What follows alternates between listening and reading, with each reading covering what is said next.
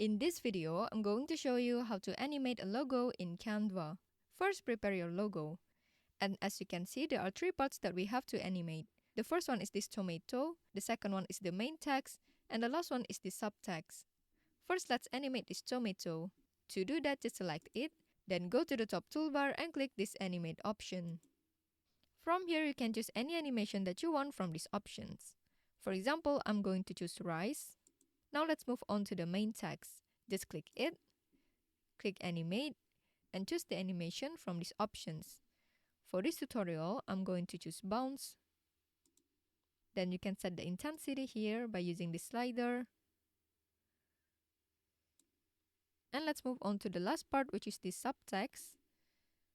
Just like before, just go to the animate and choose the animation from these options. I'm going to choose shift. And choose the writing style for the animation, whether it is for each character, word, or line.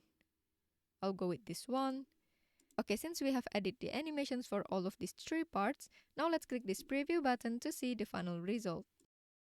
So that's how to animate a logo in Canva. I hope you found this tutorial helpful.